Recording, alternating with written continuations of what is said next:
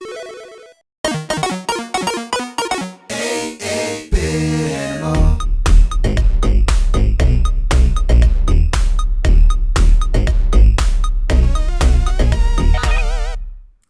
you doing, good people?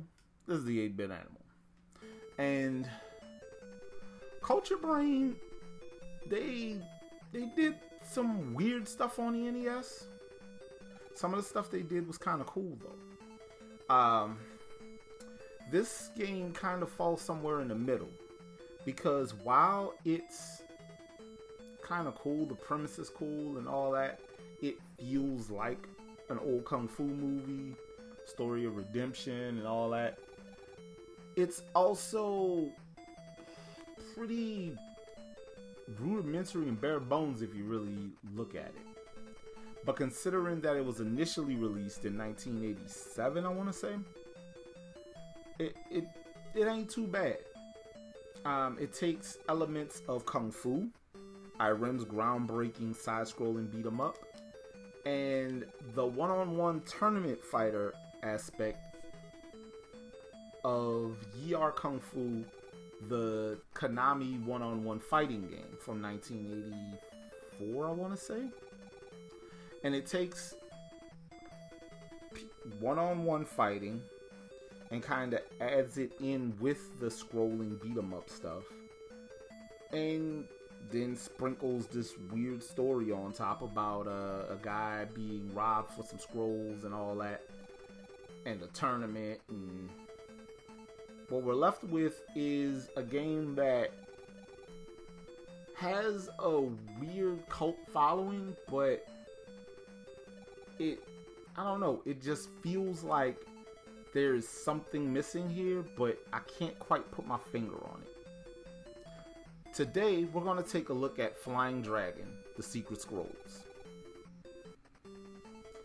Now, in Flying Dragon, because I'm just going to call it Flying Dragon, because adding them other three words on top at the end, I don't need to say all that. But this game follows a martial arts student named Ryuhi, who is on a mission to avenge his master Wan, who was attacked and killed by the Tusk Gang and robbed for 5 of the 6 sacred scrolls. The final scroll was given to Genjin of a guy named Genjin from another village, who took in Ryuhi after Wan's death and raises him and trains him to be a fighter. One day they receive a letter announcing a tournament, and that the Tusk Gang is going to be sending representatives to the tournament.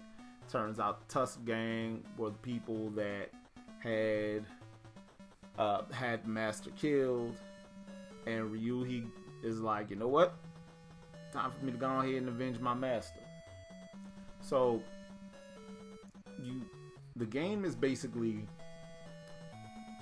walk a bit, beat up some folks, fight a mini boss. Walk a bit, beat up some folks, fight a mini boss. And you keep doing that until you get to a village, learn a technique. Go through a practice situation where you learn a technique. Then you keep walking. Walk a bit, beat up some folks, fight a mini boss. Keep going, keep going, keep going. Until you get to the tournament. And then that's when one-on-one fighting happens. Characters have visible weak spots on them and defense points that are represented by these red dots that pop up on the character sprites. And it's for a one-on-one fighting game.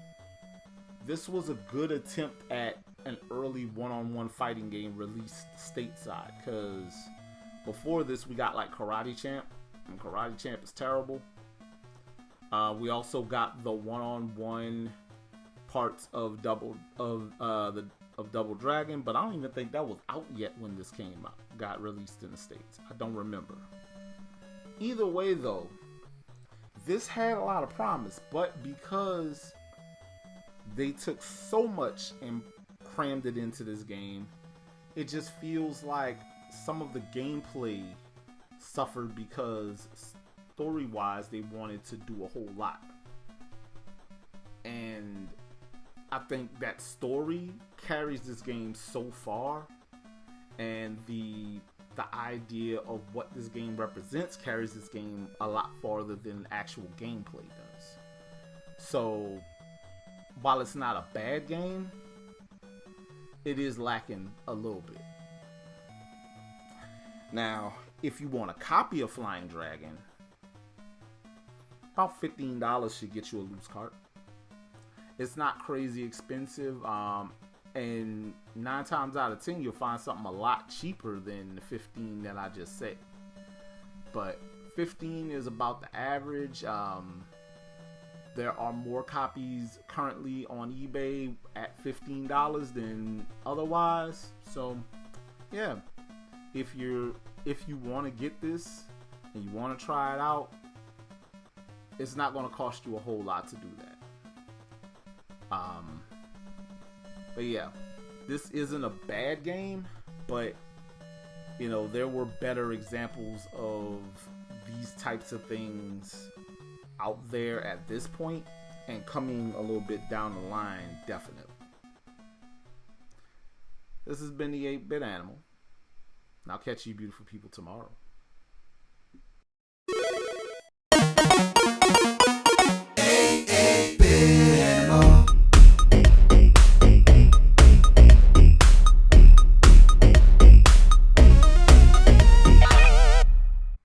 Tomorrow. All right, let's see. It's I'm just gonna do it. Go